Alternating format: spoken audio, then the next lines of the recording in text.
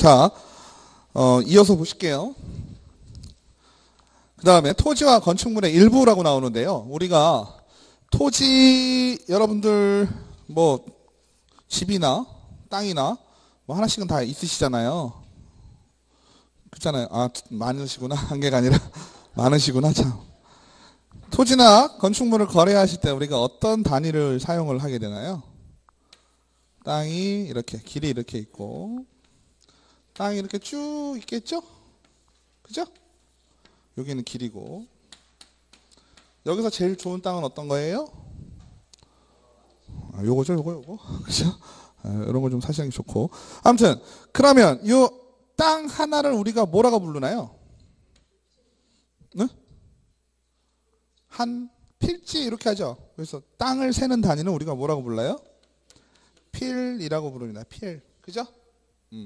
근데 살다 보면 땅을 두 개가 있는 거를 합치는 경우가 있죠? 합치는 걸 뭐라고 불러요? 그죠? 합체 아니고 합필. 그죠? 다시 나누는 건 분필. 이렇게 얘기합니다. 그죠? 이 얘기를 하면은 대부분 거짓말을 하고 있다고 생각을 해요. 저를. 맞는 말입니다. 네. 그래서 땅을 세는 단위는 우리가 필이라고 표현을 합니다. 그죠? 그러면 건물은 어떻게 다실까요? 건물. 저 풀은 초원이에요. 그죠? 그림 같은 집을 졌어요. 제가. 그죠? 오늘 그림이 잘 안 되네요.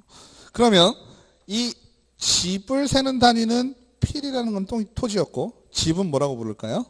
하나의 채, 하나의 호, 하나의 동. 어떤 게 맞을까요? 채, 호, 동 어떤 게 맞을까요? 다 틀린 얘기는 아니죠. 그죠? 근데 우리가요 집을 세는 단위는 하나의 동이라고 표현을 합니다. 그러면 다 아파트 사시잖아요. 몇 동 사세요? 203동? 그죠? 여기서 얘기하는 동이 그 동이거든요. 근데 203동은 어때요? 무지하게 높죠? 무지하게 많이 사시죠? 입구도 많겠죠? 이렇게? 맞죠? 그러면 지금 뭘 말씀드리려고 그러냐면 토지나 건축물이나 하나의 단위를 두자는 얘기는 뭐냐면 그 단위로 뭘 하란 얘기예요? 거래를 하란 얘기잖아요. 그렇죠? 그러면 토지는 살 때 필 단위로 사셨을 거란 말이에요. 필은 면적하고 관계가 있어요, 없어요? 있다고요? 딱히 없죠? 100평짜리도 있고 1000평짜리도 있고 그죠? 그래서 알 수가 없어요. 그냥 지적상으로 나눠져 있는 쪼개져 있는 단위를 얘기하는 거죠. 그러면 건축물은 지금 같은 분위기로 동이라고 표현을 했잖아요. 근데 얘 같은 경우는 어때요? 그러면 나 이번에 아파트 샀어. 몇 동 샀니? 203동. 이렇게 되지 않잖아요. 203동에 100세대도 넘게 있을 건데 100세대가 뭐예요? 그죠? 150세대는 있을 건데 다 사는 거 아니잖아요. 그죠? 이럴 경우에는 공동주택이라고 우리가 부르죠. 아파트를. 그죠? 공동주택이라고 표현을 합니다. 공동주택의 경우에는 구분되어 있는, 그죠? 구분하여 생활이 가능한 아이는, 그죠? 하나의 호라는 표현을 써서 거래의 단위를 쓸 수 있다라는 게 있어요. 그래서 예를 들어서 203동 401호에 산다라고 하면 401호 아니시죠? 401호에 산다라고 하면 401호 한 단위로 어떻게 매매 단위가 될 수 있다라는 거죠. 그죠? 근데 단독주택 같은 경우는 어떨까요? 단독주택은 우리가 알고 있는 2층 슬라브집이라고 치면 그죠? 이렇게 있는 집이다. 2층으로 돼 있는 거 치면 요거 하나만 잘라서 팔 수 있다 없다? 팔 수는 없다. 공동주택일 경우에는 가능하겠지만 그래서 우리가 많이 알고 계신 요즘 뭐가 많아요? 다가구가 많죠? 그죠? 다가구는 어떻게 생겼어요? 밑에가 1층에 필로 튀고 주차장이잖아요. 여기 차들이 들어갑니다. 그죠? 차들이 들어가고 2층부터 2층, 3층, 4층 이렇게 돼 있잖아요. 이런 아이들은 어때요? 팔 수 있죠. 어떻게 팔 수 있어요? 그러니까 그걸 잘 보셔야 돼. 요거 같은 경우도 요 건물 전체가 하나의 뭐가 되겠어요? 동이 되겠죠. 근데 우리가 아직 공법을 덜 배우셔서 그런데 다 가구가 있고요. 다 세대가 있죠. 그죠? 일반 실무에서는 어때요? 별 구분 없이 사용하시죠. 아주 다른 집이에요. 다 가구는요 단독이에요. 다 세대는 공동이에요. 단독주택, 공동주택이에요. 아주 차이가 커요. 아시겠죠? 우리가 알고 있는 원룸은 대부분 어때요? 주인이 한 명이에요? 두 명이에요? 세 명이에요? 네 명이에요? 한 명이죠. 한 명일 경우에는 단독주택이에요. 다가구 주택이라고 불러야 돼요. 근데 가끔은 살다 보면요. 이런 집들이요. 우리 예전에 이런 거 아시죠? 3층짜리 열집주택 이런 거 보신 적 있죠? 그죠? 그건 1층부터 있죠? 아파트 비스무리한 거 있었잖아요. 그죠? 얘 같은 경우는 열집주택이라고 표현하지만 다 세대가 되는 거예요. 다 세대는 각 호 단위로 뭐가 됩니까? 구분 등기가 가능해요. 구분 등기가 난 것들은 하나씩 팔 수가 있지만 얘도 안에 보면 어때요? 원룸, 투룸 막 나눠져 있죠? 근데 얘네들은 각 호별로 팔 수가 있어요? 없어요? 팔 수가 없어요. 통으로 단독 주택으로 팔아야 돼요. 그건 허가 낼 때 다가구로 하냐?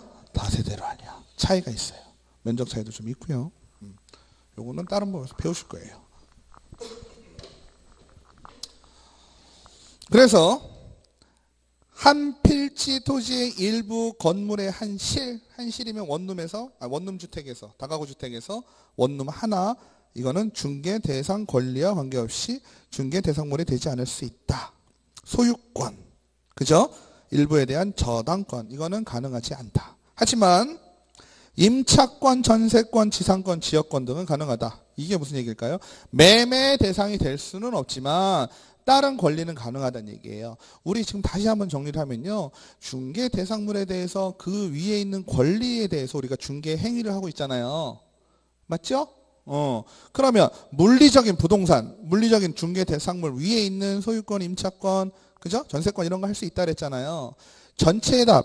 전체로 해야 되는 건 소유권에 대한 부분이고요. 나머지 다가구 주택 어때요? 하나만 빌릴 수 있어요, 없어요? 원룸 하나만 빌릴 수 있어요, 없어요? 있죠. 335만 원. 그죠? 원룸 하나 빌릴 수 있거든요. 임차권은 가능하지만 매매를 할 때는 전체적으로 팔아라. 아시겠죠? 그 다음에 지역권이라는 건 뭐예요? 아직 안 배우셨죠? 관습상 도로 이런 거 배우셨죠? 민법에 나오죠? 그러면 지역권도 요만큼만 길이 다니면 얘가 땅이 막 이렇게 잘려있어요. 얘 맹지예요. 그죠? 맹지 같은 건 사도 되고 안 사도 돼요. 맹지일 경우는 지적도상에는 도로가 없는데 실제로 사람들이 일로 다녀요. 차도 다니고. 그죠? 계속 다녀서 관습적으로. 그럼 뭐가 됐다고 그래? 지역권이 설정됐다고 보죠? 그죠? 지역권은 그럼 요 땅에만 된 거지 전체에 된 건 아니잖아요. 그죠? 일부에 대해서도 그런 권리는 설정이 가능할 수도 있다. 아시겠죠? 그 다음에 기존의 건축물뿐만 아니라 장래에 건축된 건축물도 중개대상물에 해야겠는데 이거 무슨 얘기일까요? 장래에 건축될 건축물. 여러분들 아파트 다 사셨죠? 분양받으신 분도 계시고 돼 있는 거 사신 분도 계시죠? 에? 분양받으실 때 건축물 있어요? 없어요? 없죠? 뭐만 있어요? 모델하우스 보고 계약하셨잖아요. 그죠? 실제로 지어진 것도 안 보고 어떻게 지어질지도 모르는데 모델하우스 보고 결정하셔가지고 계약하셨잖아요. 그럼 장래 건축물에 대해서 지금 거래가 된 거예요? 안 된 거예요? 거래가 됐죠. 그죠? 그 다음에 여러분들이 아파트를 분양받을 때 절차가 어떻게 됩니까? 순서도가 어떻게 돼요? 맨 처음에 아니죠. 누군가 와서 얘기를 해줄 거 아니에요. 아파트 사라고. 아니에요? 그 아파트 좋다. 뭐 어떻게 얘기 나오겠죠? 그죠? 그럼 그 아파트에 어떻게 합니까? 가서. 저는 약간 좀 캐주얼하게 말씀드린 건데 다들 진지하게 받아들이셨어요. 네. 옆에 와서 누가 맨날 아파트 사실 때 어때요? 그죠? 뭐 아파트가 좋다더라 이런 얘기 하지 않아요? 그죠?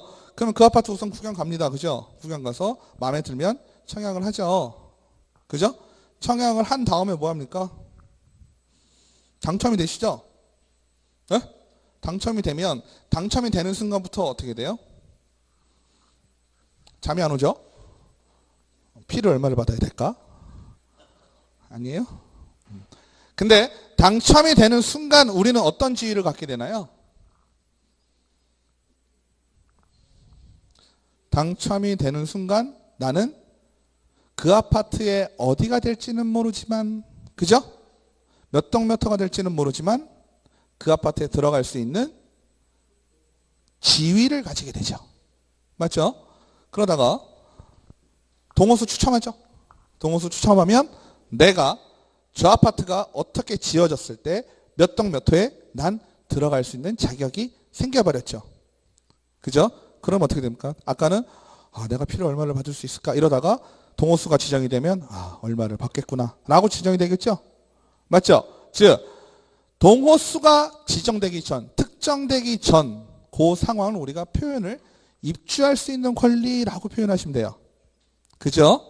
그 다음에 내가 동호수가 특정하게 지정된 건 뭐라고 표현하시면 돼요? 분양권이라고 표현하시면 되겠죠. 그죠? 그러면 입주권이나 분양권이나 팔 수 있을까요? 없을까요? 중개가 가능할까요? 불가능할까요? 네? 될 수도 있고 안 될 수도 있겠죠. 동호수가 지정되지 않은 입주권은 중개대상물이라고 보기 어렵다. 하지만 동호수가 지정되어 있다. 그죠? 동호수가 지정이 되어 있다. 그러면 중개대상물이 된다. 즉 책에서는 분양 예정자로 선정될 수 있는 지위, 이거는 입주권 얘기하죠? 맞아요? 이거는 중개대상물의 건축물에 해당되지 않지만 몇 동 몇 호가 특정이 되면 그때는 가능하다. 근데 또 재밌는 건 뭐냐면요. 자, 헷갈리시면 안 돼요. 지금 계속 말씀드린 건 어때요? 계약을 할 때 아파트가 있어요? 없어요? 없죠. 그러면 선 분양 후 시공이죠. 맞아요? 근데 가끔은 선 시공 후 분양하는 경우 있어요. 맞죠? 그러면 입주권 분양권을 따질 때는 장래에 건축물이 현재 건축물이 있는 거예요? 없는 거예요? 없죠. 없으니까 장래의 건축물에 대한 얘기예요. 장래의 건축물은 비록 물리적으로 없다 손 치더라도 특정 호수가 지정이 된 경우에는 중개 대상물이 된다라고 봤죠. 거기까지 이해되셨죠? 그러면 거꾸로 선 시공 후 분양이에요. 선 시공 후 분양이니까 내가 분양을 할 때, 그죠? 계약을 할 때 아파트가 있는 거예요? 없는 거예요? 있죠. 이미 특정이 됐죠. 그러면 동호수가 지정이 되는 게 의미가 있을까요? 없을까요? 의미가 없다라고 볼 수 있다. 이해가 안 되더라도 그렇게 이해를 하셔야 돼요. 아시겠죠? 그러니까 장래에 지어질 아직 아파트가 없는 상태에서는 동호수 정도가 특정이 돼야 우리는 특정됐다라고 생각하고 중개대상물로 보는 것이고요. 내가 몇 동 몇 호인지 알 수는 없지만 이미 지어져 있는 아파트에 대해서 들어갈 수 있는 권리, 즉 입주권을 갖고 있을 때는 그 아이는 중개 대상물이 될 수 있다라는 겁니다. 아시겠죠? 그 다음에 대토권은 주택이 철거될 경우 일정한 요건하에 택지, 이게 뭐예요? 대토 받는다 그러죠? 예? 보상받는 거잖아요. 다른 땅으로 대신 받는 거잖아요. 정해져요? 안 정해져요? 16번이에요. 16페이지에 19번이에요. 대토권은 중개대상물에 해당되지 않는다고 봅니다. 왜? 특정하지가 않다는 얘기죠. 아시겠죠? 그 다음에 그 밖에 토지의 정착물 17페이지예요. 돌담 되겠어요? 상식적으로? 안 되겠죠? 그 다음에 다리, 교량, 여기 앞에 세종시에 다리 많죠? 교량 되겠어요? 안 되겠죠? 그 다음에 수목의 집단, 아까 어떻게 그랬어요? 등기를 해라 그랬죠? 그죠? 근데 이 수목을 잘랐어요. 벌채를 했어요. 벌채가 되는 순간부터 얘가 어떻게 돼요? 갑자기 움직일 수 있게 됐죠? 그럼 얘가 뭐가 돼요? 네? 동산이 되죠? 동산이니까 우리하고 관계가 있어요? 없어요? 없어요. 그 다음에 명인방법을 갖춘 수목의 집단. 명인방법은 뭐라 그랬어요? 이름 새겨놓는 거라 그랬죠? 이때는 어떻게 돼요?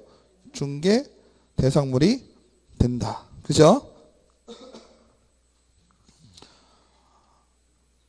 그 다음에 명인방법을 갖춘 미분리과실 어떻게 봅니까? 명인 방법을, 그러니까 명인 방법, 이름을 새기는데 미분리 과실. 미분리라는 건 뭐예요? 아직 따기 전이죠? 사과에다가 이름 써놔가지고 태우면 어떻게 돼요? 이름 써지죠? 막아놓으면, 그죠?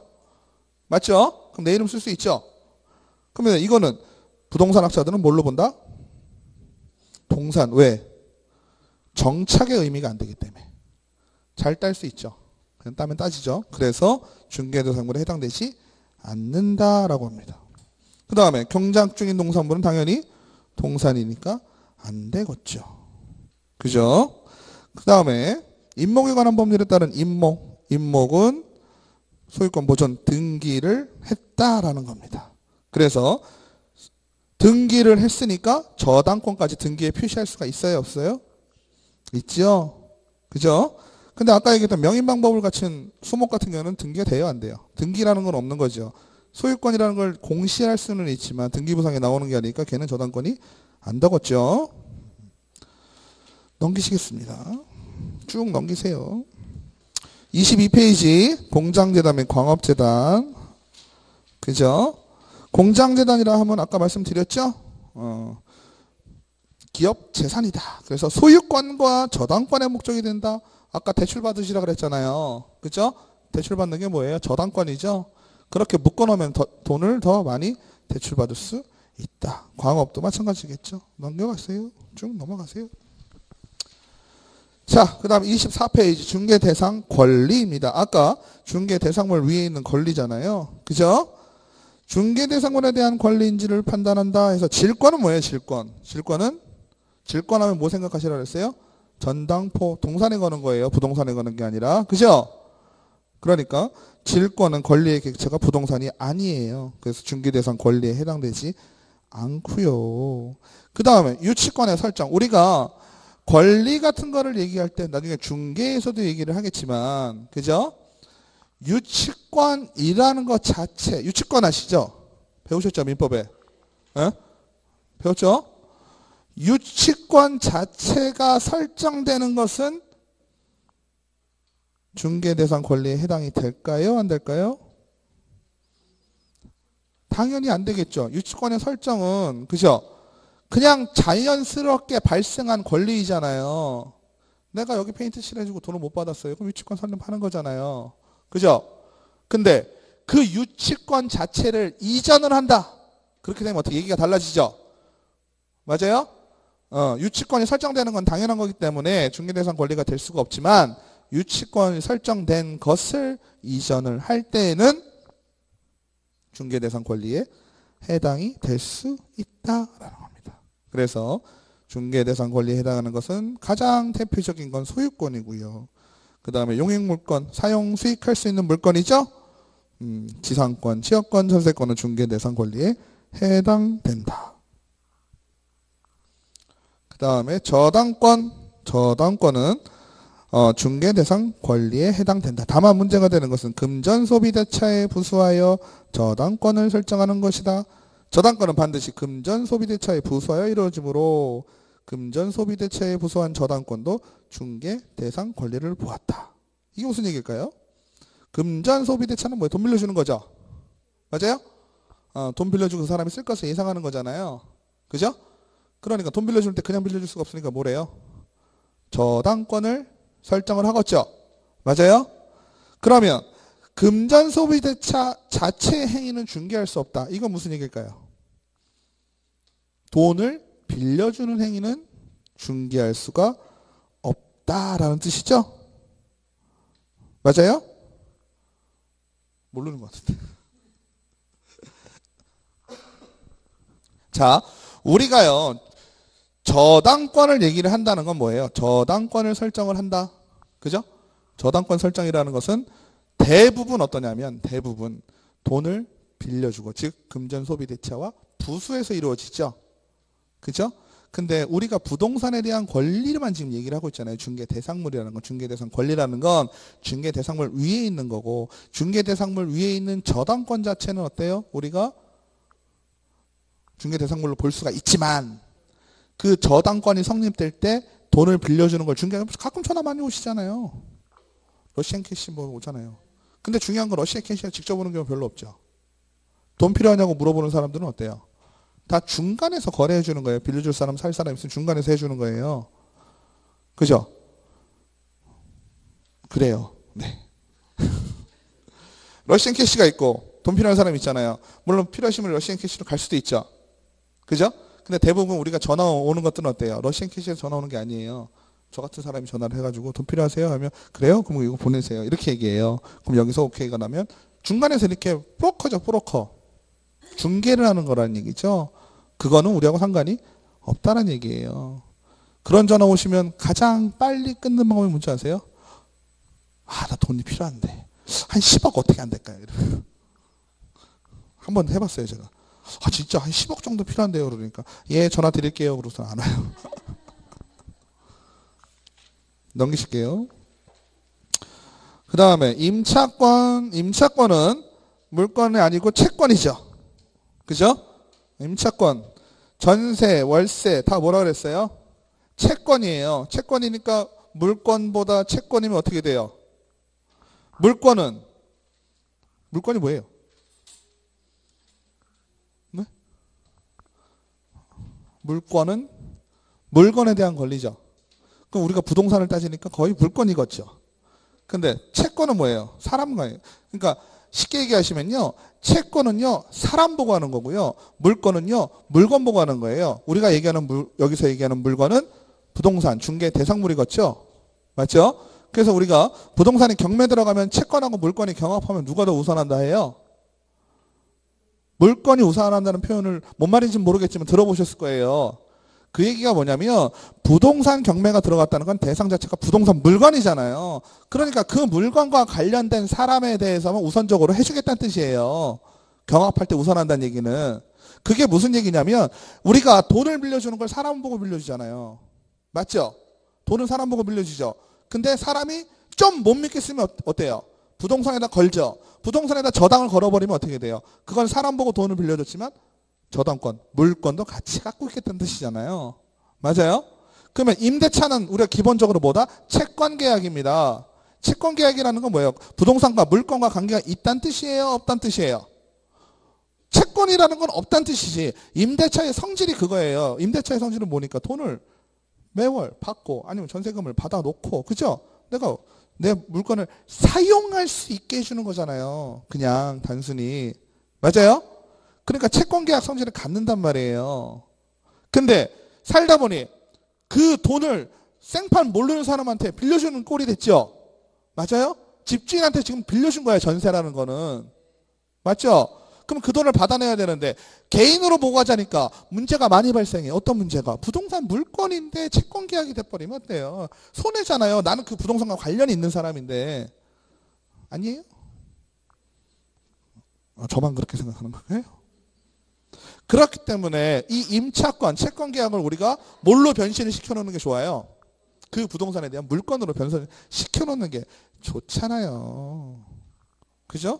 채권의 물건화라고 하잖아요. 맞아요? 그래서 뭐 하시라고 그랬어요? 대학력 갖추고 전입신고하시, 확정일자 받아놓으시라 했잖아요. 맞죠? 세 가지 다 해놓으면 되죠? 대학력은 점유하고 전입하시면 대학력은 생기고, 그죠? 확정일자까지 받아놓으시면 완벽하고, 최우선 면제권은 확정일자 안 받아도 최우선 면제권은 생기고. 지난 시간에 했죠? 그 다음에 어디까지 했어? 환매권도 채권이다. 등기된 환매권은 타인에게 이전이 가능하기 때문에 중개대상 권리에 해당된다. 환매라는 건 뭐예요? 다시 팔겠다라는 뜻이죠? 돈이 지금 없어가지고 실제로는 담보의 개념이죠. 양도 담보. 예? 담보의 개념이지만 나는 나중에 너한테 얼마에 다시 팔겠다라는 걸 등기를 해놓는 거잖아요. 그럼 그 권리 자체를 어떻게 중개를 할 수가 있겠죠? 그래서 그거는 가능하다. 그 다음에 중개대상 권리에 해당되지 않는 거 질권, 점유권, 분묘, 기지권, 무채, 재산권, 비재산권. 그죠? 보시면 질권은 부동산에는 안 되니까 안 되고 점유는 사실상 점유를 하면 발생하는 거니까 이 자체가 거래를 할 수 있는 것은 아니고 그죠? 그 다음에 분묘기지권은 제사를 주례하는 자에게 전속하는 권리이므로 중개대상 권리에 해당하지 않고 특허권, 상표권, 지적재산권 우리와 관계없겠죠. 그죠? 비재산권, 친권, 인격권 지금 우리랑 중개대상물이 된다 안 되는 중요한 이유는 뭐예요? 나중에 중개대상물이 일 경우엔 중개가 가능하지만 중개대상물이 아닌 건 중개의 여지가 있다 없다? 중개할 수 있는 부분이 없다라는 얘기예요. 아시겠죠? 그 다음에 유치권 이건 아까 하셨고 그 다음에 지상권은 어때요? 법정 지상권이라는 관습법에서 성립 자체 마찬가지 유치권하고 비슷하죠? 성립 자체는 중개 대상물이 될 수 있다. 중개 대상이다. 중개가 개입할 여지가 있다. 상황이 없지만 성립을 하고 난 후에 이전하는 것은 가능하다. 불가능하다. 가능하다. 그죠? 그 다음에 넘기시면 그 박스가 있죠? 28페이지에 중개 대상 권리에서 나옵니다. 그래서 보시면 질권, 점유권, 분묘규칙권, 무채재산권, 비재산권은 중개 대상 권리가 아니라는 뜻이고요. 소유권, 전세권, 지상권, 지역권, 임차권, 저당권, 담보물권, 등기된 환매권 이런 것들은 중개 대상 권리에 해당이 된다. 그죠? 가운데 있는 라인은 성립은 안 되지만 이전은 가능하다. 이렇게 되시면 돼요. 그 다음에 중개 대상 행위, 중개 대상 행위의 판단 기준, 법률의 규정에 의한 권리의 득실 변경인 경우 중개 대상 행위에 해당하지 않는다. 이게 무슨 얘기일까요? 당연히 발생을 하는 거예요. 여러분들 자 보세요. 상속을 예를 들면 아버지가 돌아가시면 아들이 상속을 받게 되는 게 너무나 당연한 것이죠. 그죠? 근데 제가 나서서 야 너네 아버지 돌아가시면 내가 상속받을 수 있게 해줄게.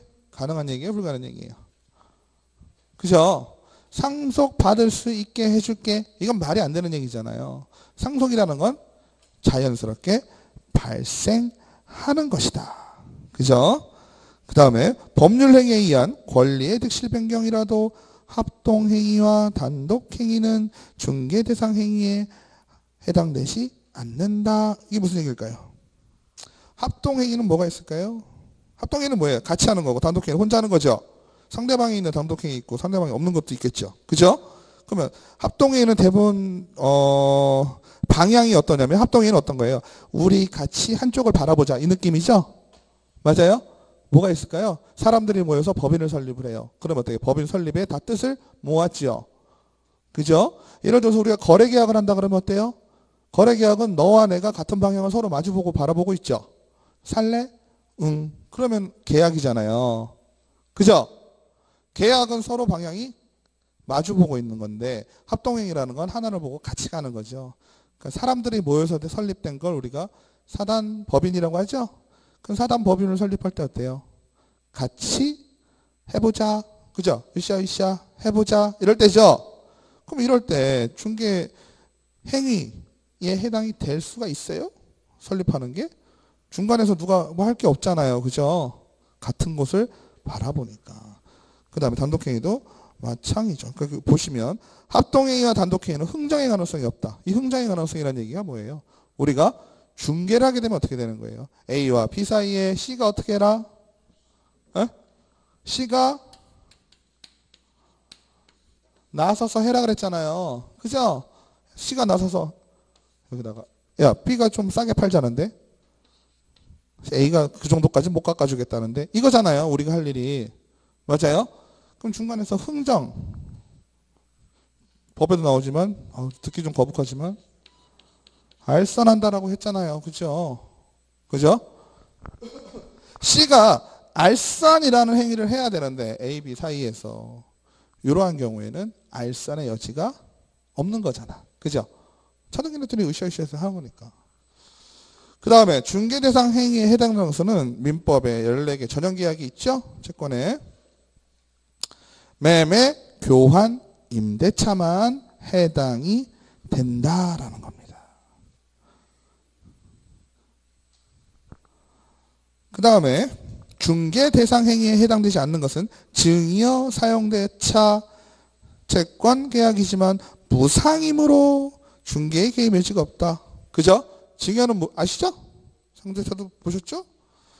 그래서 중개대상 행위에 해당되지 않고 경매, 공매, 상속, 공용수용, 취득, 시효 이것도 중개대상 행위. 지금 내용을요. 우리가 지금 무엇을 하고 있냐 보냐면요. 중개 대상물이다 아니다. 중개 행위다 아니다. 이 얘기가 뭐냐면 할 수 있느냐 없느냐를 보시면 돼요. 그죠? 어? 중개를 중간에서 지금 뭐라 했어요? 알선한다 했잖아요. 알선. 어? 알선을 할 수 있느냐 없느냐만 좀 따져보자는 얘기예요. 할 수 있으면 중개 대상물이 될 것이고 중개 행위가 될 것이고 안 되면 못하는 거예요. 너무나 당연한 거면. 아시겠죠? 그래서 보시면 우리는 기본적으로 머릿속에 갖고 있을 거는 중개 대상 행위는 채권계약 중에 매매, 교환, 임대차의 형식으로 하게 된다라고 이해를 하시면 되겠습니다. 넘기실게요. 31페이지. 용어의 정의. 그죠? 용어의 정의 중요하죠? 용어의 정의는 2조고요. 아까 공부했던 중개 대상물은 3조예요. 중개 대상물이 먼저 나온 이유는 뭘까요? 중개 대상물이 더 중요하다는 얘기예요. 네. 용어도 물론은 중요하고 한 문제는 나옵니다. 첫 번째.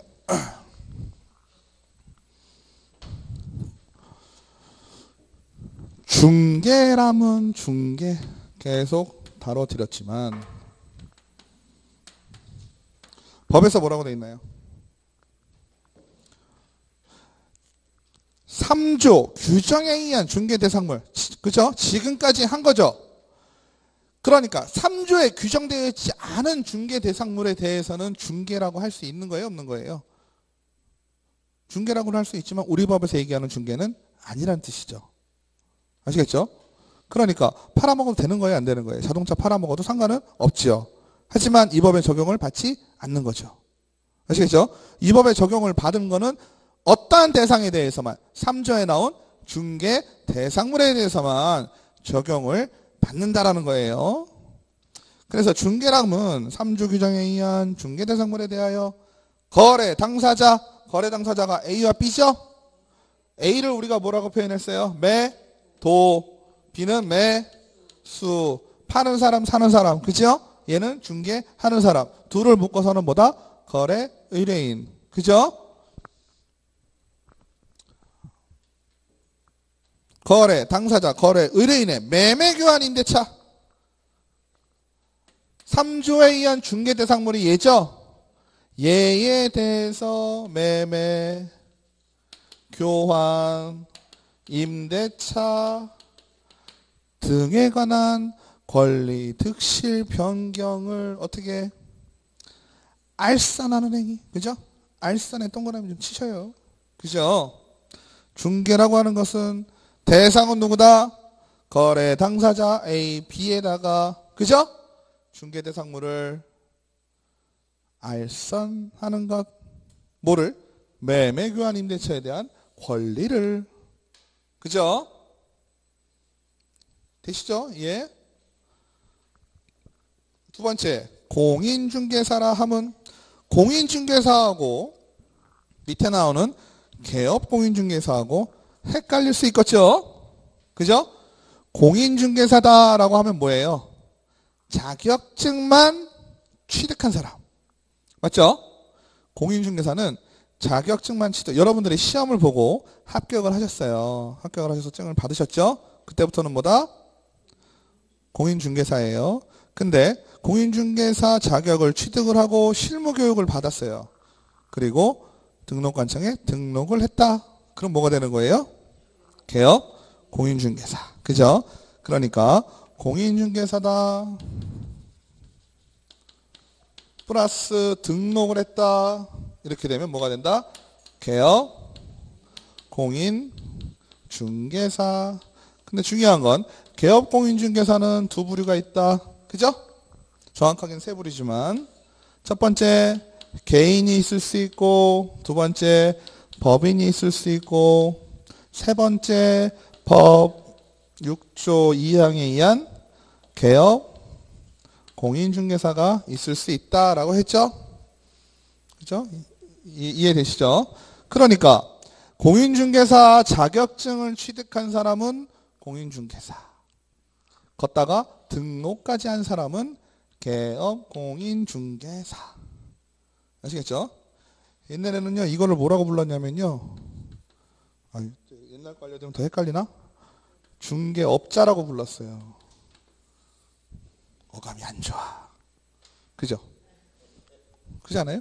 어감이 좀 안 좋았어요. 옛날에는 중개업자라고 했어요. 중개업자. 좀 약간 뭐라 해야 돼? 그죠?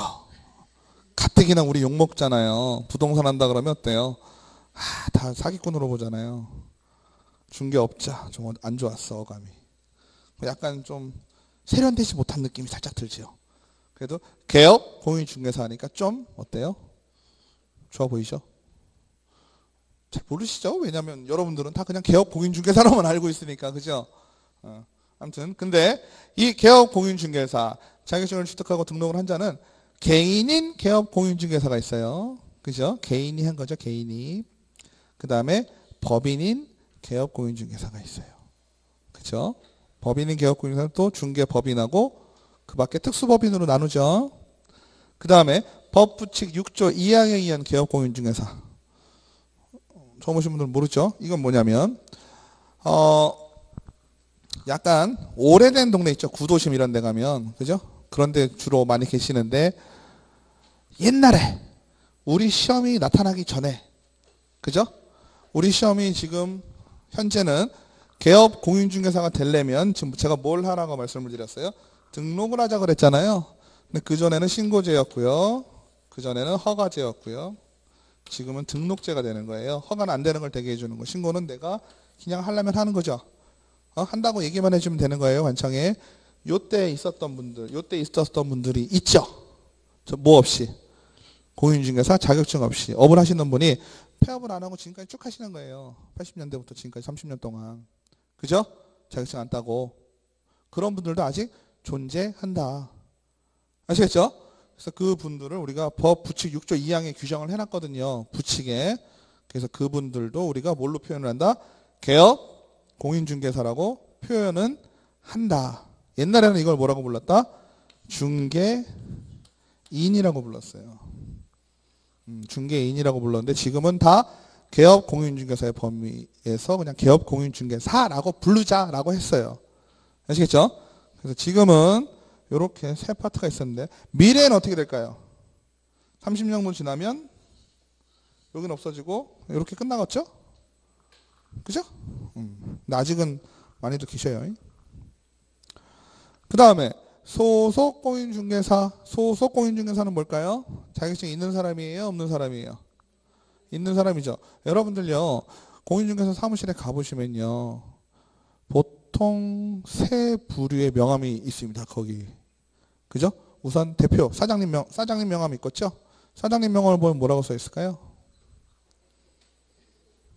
대표라고 써 있는 건 많지 않고요. 소장이라고 써 있어요. 왜 그럴까요? 보통 공인중개사 사무소 이름이 뭐예요? 무슨 공인중개사 사무소잖아요. 소니까 소장 이렇게 되는 거예요. 그래서 대표라고 잘 얘기 안 하고 소장 이렇게 얘기를 합니다. 그 다음에 옆에 계신 보통 여자분 남자분이 있죠. 여자분의 명함을 받으면 뭐라고 써 있습니까? 실장 누구 써 있습니다.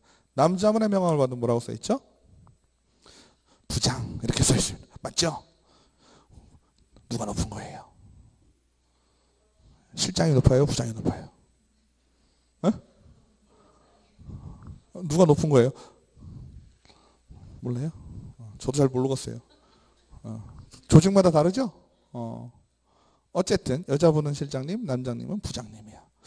근데 보통 남자분들이 젊은데 부장님 하면 좀 이상한데, 그죠? 이상해.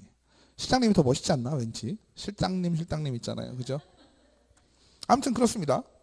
그리고 또 옆에 있는 여자분의 명함을 받았는데 뭐라고 써 있을까요? 직책이 안 써져 있어요. 다 소장, 부장, 실장 이렇게 써 있는데 혼자만 소속 공인중개사 이렇게 써놨습니다. 왜 그럴까요? 그러면 부장님과 실장님은 소속이 아니야? 소속 공인중개사라고 지금 법에서 용어가 아예 있죠. 그 용어가 훨씬 더 자랑스러운 거죠. 그죠? 실장, 부장, 뭐 이사 뭐 이런 거보다 훨씬 더 자랑스러운 거죠.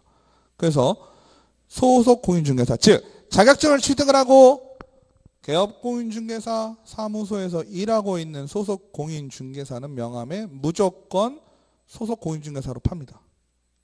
맞죠? 그죠? 직책 안 쓰죠. 소속 공인중개사는 직책이 없어요. 그래서 대부분. 근데 실장님, 부장님은 우리가 뭐라고 부를까요? 맞습니다. 중개보조원이라고 부릅니다. 중개보조원. 그러면 소속 공인중개사와 중개보조원이 있는데 따지면 자 사무실에 1번 사장님 아니라고 그랬죠? 소장님 2번 님 자고 치면 안 되겠다. 소장 2번 소속 공인중개사 그죠? 3번 실장님 부장님 그죠? 뭐라고 불러요? 중개보조원 이렇게 있죠. 그러면 1번, 2번, 3번 이렇게 있습니다. 그죠? 그러면 소장님은 당연히 자격증 있어요? 없어요? 자격증 있고 등록증 있고 그죠? 자격을 가지고 등록을 해야 이게 되잖아요. 즉 소장님은 뭐예요? 개업 공인중개사. 소속 공인중개사는 자격증은 있고 등록증은 없고 그죠? 여기는 자격증 없고 등록증 없고 이렇게 되겠죠? 맞아요? 그러면 이 사람들을 묶어서 한 방에 이름을 불러보면 뭐라고 부르면 될까요?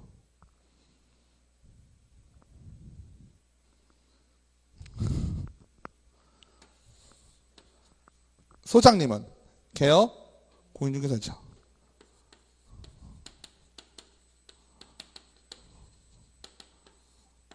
여기까지만 하면 여기가 1번이죠.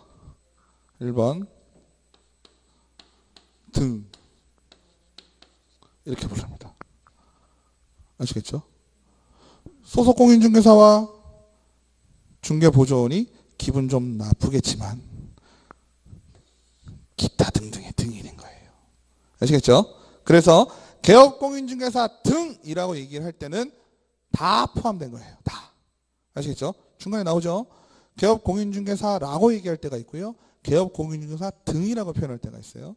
개업공인중개사 등이라고 표현하면요. 다 포함되는 거예요. 그러니까 중개업에 종사하고 있는 모든 사람을 아우를 때는 등이라고 표현을 합니다. 그리고 실질적으로 상황은 어때요? 소장님은 개업공인중개사이면서 등록을 마쳤으니까 사장님이죠. 그죠? 여기는 사장님. 여기는 직원. 아시겠죠? 사장님하고 직원이 있을 때 사장님도 자격증이 있고 소속공인중개사 자격증이 있고 자격증이 없죠. 그러면 할 수 있는 업무의 범위가 어떻게 될까요? 우리가 어찌됐건 요 공인중개사 사무실이라는 건 뭐 하는 데예요? 중개하는 데죠? 맞아요? 중개를 하는 데니까 중개활동을 해야 됩니다. 그죠? 근데 자격증을 가진 사람과 자격증을 없는 사람이 솔직히 얘기하면 어때요? 우리끼리 얘기지만 넘을 수 없는 4차원의 벽이 있는 거죠. 그죠? 자격증만 따지자면 여러 가지로. 그죠? 그래서 여러분들이 지금 여기 와서 공부를 하고 계신 거죠. 이 벽을 넘어서기 위해서. 맞죠? 그래서 업무의 범위를 보면 소장과 소속공인중개사는 어때요? 거의 동일하다.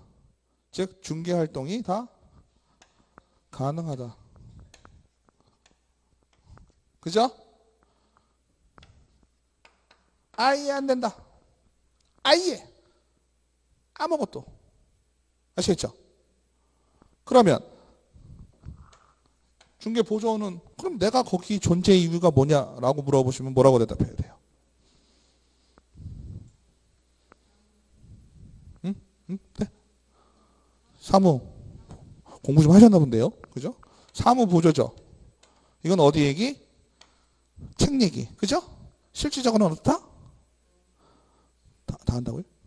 그렇죠. 다 하죠. 다 하죠. 다 하는데 실질적으로 원래 해야 되는 건 커피밖에 못 해요. 아시겠죠? 중개보조원이 할 수 있는 일은 커피 타는 것밖에 없어요. 안타깝게도 법상은 그래요. 하지만 실제는 어때요? 타죠? 게다가 일도 더 잘해. 돈도 더 많아. 중개보조원이 돈을 더 잘 벌어요. 진짜로. 사장님보다 돈을 잘 벌어요. 거꾸로 이런 경우도 있어요. 중개보조원이 사장님이에요. 여기서 얘기했던 사장님의 개념은 뭐예요? 오너잖아요. 소유자의 의미로 사장님이라는 표현을 썼잖아요. 실제 오너가 여기가 사장님이야. 돈은 다 였다 됐어. 여기서 됐고 고용한 거예요. 쉽게 얘기하면. 이런 경우도 생각보다 많아요. 왕왕 많아요. 그래서 뭐 얘기하다 보면 사장님 하는데 중개보조원한테 사장님이에요. 진짜로 가서 만약에 우리가 뭐 공동중개 같은 거 하잖아요. 그럼 사장님 이분이 사장님인 건데 나중에 어때? 이분이 와서 하죠. 이분이 와서 도장 찍죠. 공동중개 할 때. 그런 케이스도 좀 있어요. 어찌됐건 사무보조 플러스 책에는 현장 안내입니다. 아유 현장 안내 하네. 그죠?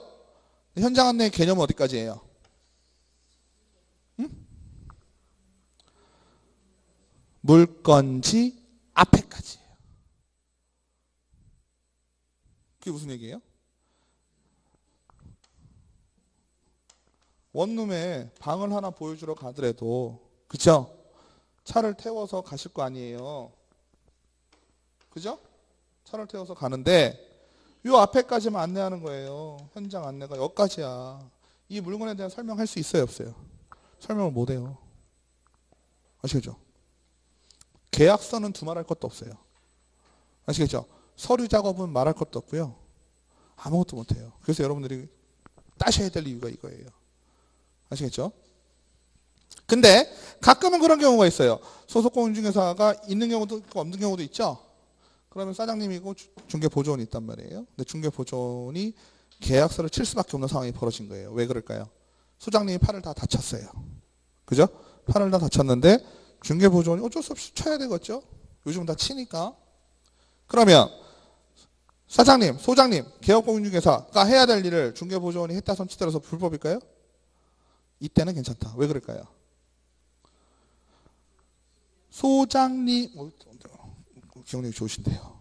소장님이 정신작용을 해서 중개보조원에게 어떻게 치세요라고 얘기를 했을 거 아니에요.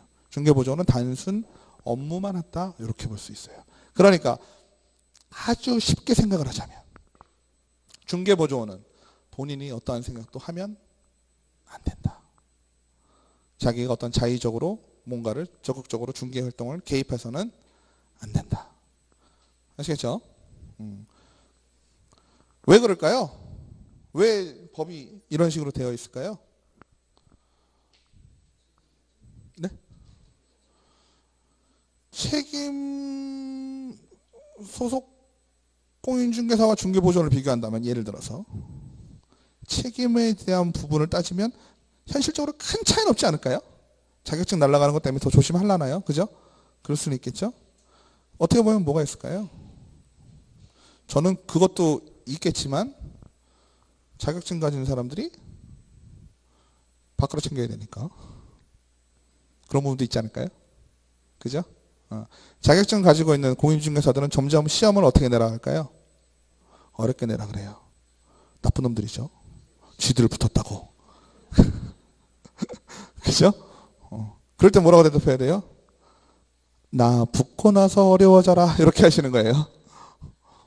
나 붙고 나서 어려워져라. 시험은요 실질적으로 더 합격률로만 따지면 더 높아지고 있어요. 10년 전에 10%였어요. 지금 20%도 넘죠. 24%쯤 되대요. 그래서 우리가 공인중개사 사무실을 갔을 때 그 공인중개사 사무실에서 업무를 하고 계신 분들의 부류를 이렇게 나눌 수 있다. 그죠? 사장님, 개업공인중개사, 소속공인중개사, 중개, 보조원. 그러면 여러분들이 공인중개사 사무실에 가가지고 중개 보조원이 중개 활동을 하면 어떻게 하셔야 되겠어요? 저기 실장님은 그걸 하시면 아니 되옵니다. 되겠어요? 아니죠? 왜? 우리 입장에서 뭘까요? 어찌됐건 우리가 계약을 체결을 할 때는 누구랑 써요? 중개보조원하고 하는 게 아니죠. 기업 자격증이 있는 기업 공인중개사나 소속 공인중개사 다 오겠죠? 그죠? 어차피 소속 공인중개사 와도 기업 공인중개사가 와야 돼요. 기업 공인중개사 다 책임을 집니다. 그러니까 그 문제가 우리한테 법적으로 위해될 건 없어요. 하지만 생각은 하고 있어야 되겠죠? 자, 넘기실게요.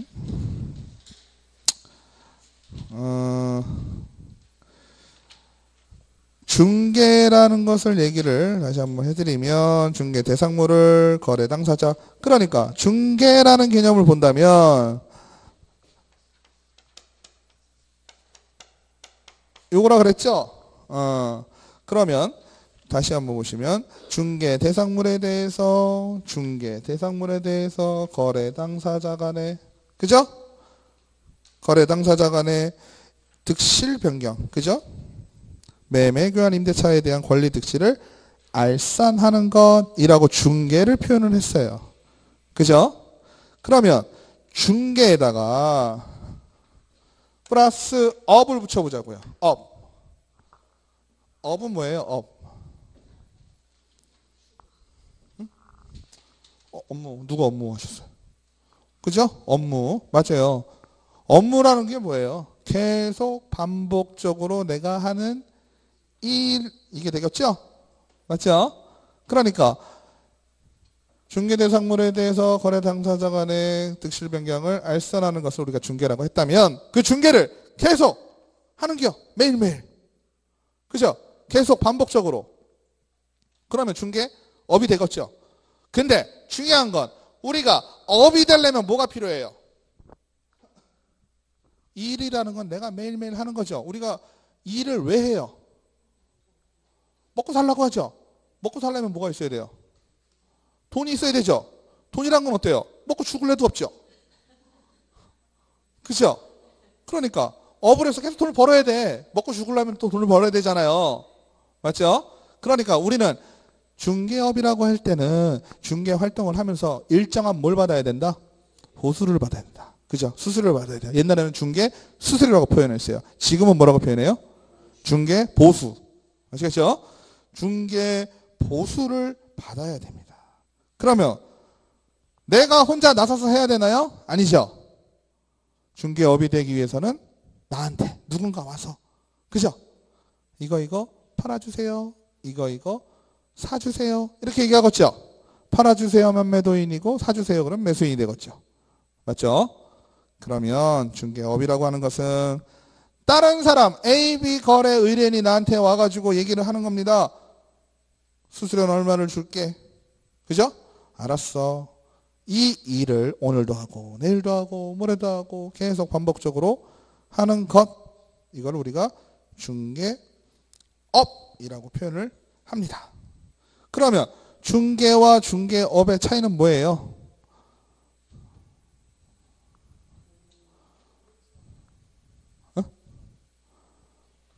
중개라는 학문적인 의미, 중개라는 단어적인 의미는 그 행위 자체만을 얘기를 하는 거잖아요. 그죠? 근데 우리는 아까 뭐라고 표현을 했어요? 개업 공인중개사. 그죠? 그죠? 개업 공인중개사가 되었다라고 할 때, 이때는 뭐가 된다? 하나의 직업으로서, 그죠? 돈을 받고 한다. 그러면 돈을 받는다는 얘기는 우리가 용역을 팔아먹는 장사를 한다라고 볼 수 있나요? 저 같은 경우는 여러분들한테 수업 강의를 하고 공짜로 하진 않겠죠? 저도 먹고 죽을래도 돈이 없네요. 그죠? 먹고 죽을 돈을 벌려고 하는 거 아니에요. 그죠? 그럼 저도 어떤 제공을 하고 받는 거죠. 여러분들도 중개업을 하시게 되면 어떻게 돼요? 중개 활동을 통해서 알선을 해주고 돈을 받는 거죠. 그래서 어떤 상인, 상법에 의한 상의로서의 지위가 생긴다라는 표현 했었죠. 그러니까 내가 중개업을 정당하게 한다면 중개를 해주는 순간부터 뭐가 돼? 중개가 끝나는 중개가 완성이 되는 시점에는 돈 주세요 할 수 있다. 아시겠죠? 공식적으로. 이해되시죠? 그 다음에 개업공인중개사 33페이지 나옵니다. 33페이지. 개업공인중개사라 하면 등록 환자인데 개업공인중개사는 법인이 있다 그랬어요. 법인. 그죠? 여기서 개업공인중개사는 개인이 있고 법인이 있는데 이 법인은 중개 법인이 있고 특수 법인이 있다 그랬어요. 맞죠? 중개 법인은 뭐가 될까요? 공인중개사 자격증을 취득한 사람들이 모여서 법인을 만든 겁니다. 그죠? 34페이지죠? 법인인 개업공인중개사에서 중개법인, 그죠? 등록 기준을 갖추어 등록을 한 자인데 법인이란 얘기예요. 법인이 뭔지는 아시죠? 법인격을 가진 아이. 맞아요? 그 다음에 자격증을 취득한 사람, 법인은 도대체 왜 만들까요? 그러면 우리가 일반적으로요, 개인 사업자분들 계시고 법인 사업자가 계시죠? 법인 사업자를 왜 만들죠?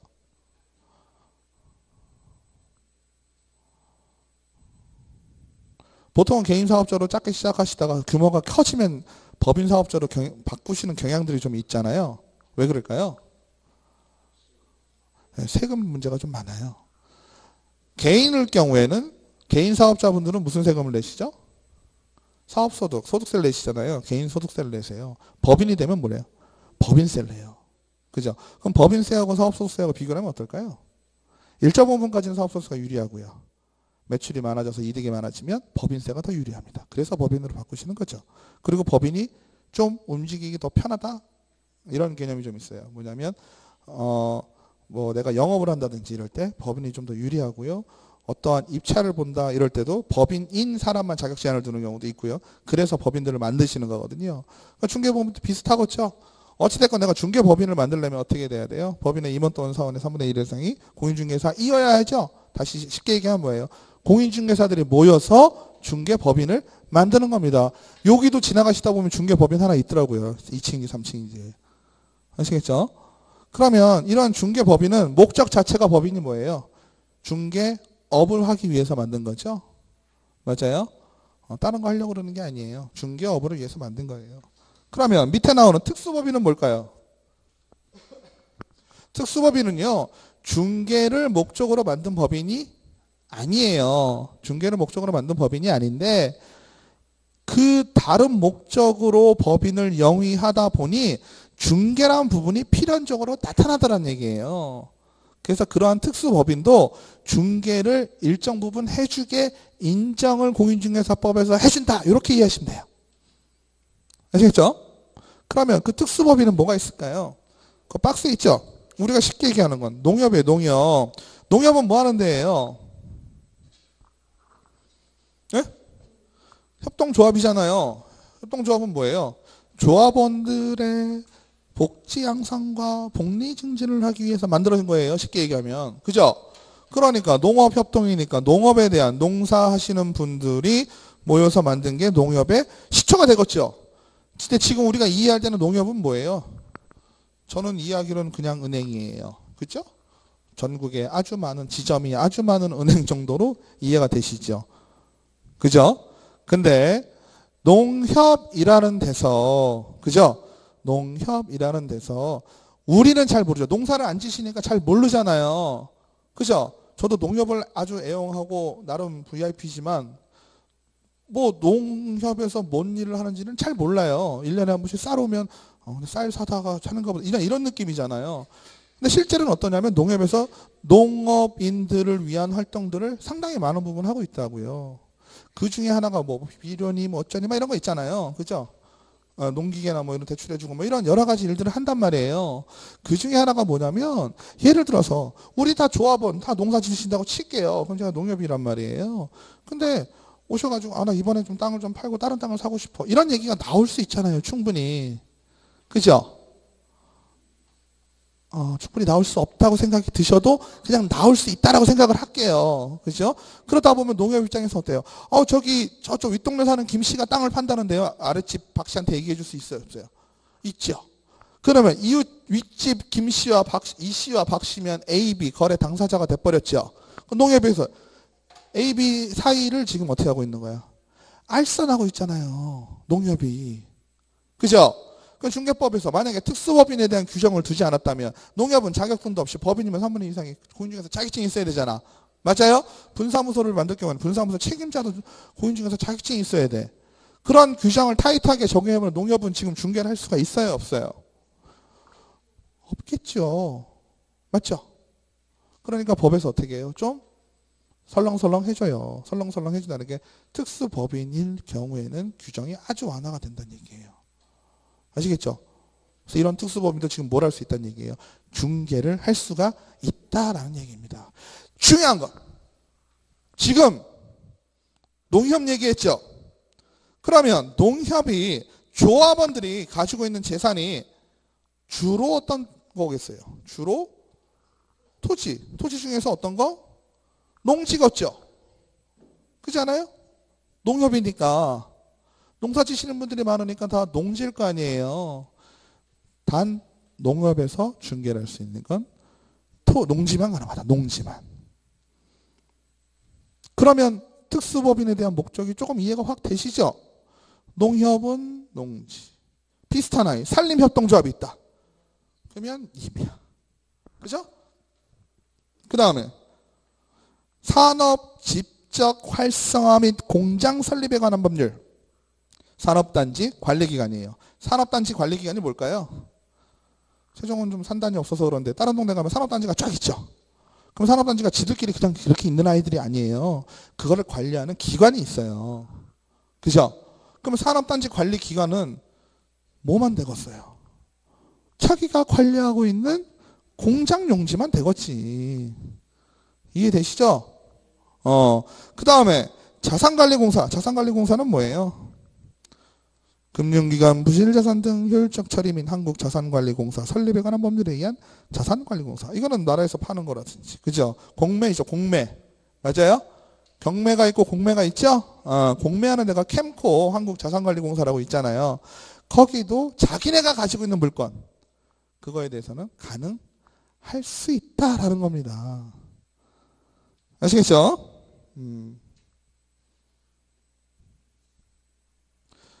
그래서 한국자산관리공사는 이 법에 의해서는 등록을 해야 되지만 지역농협회는 등록이 불필요하다라고 돼 있어요. 그러니까 등록을 하지 않아도 뭐 할 수 있다. 농협 같은 데는 중개를 지금 할 수 있다. 다만 중개 대상물, 토지, 건축물 여러 가지 중에서 뭐만 가능하다? 토지 중에 농지. 그죠? 이해하시면 되겠죠? 그 다음에 특수법인 얘기가 다시 보시면 등록기준 적용되지 않는다. 공인중개사가 한 명도 없어도 된다 했고 공인중개사 넘어가시고 소속 공인중개사 넘어가시고 그쵸? 그 다음에 중개보조원 넘어가시고 자 중개 행위를 좀 쉬었다가 하실게요.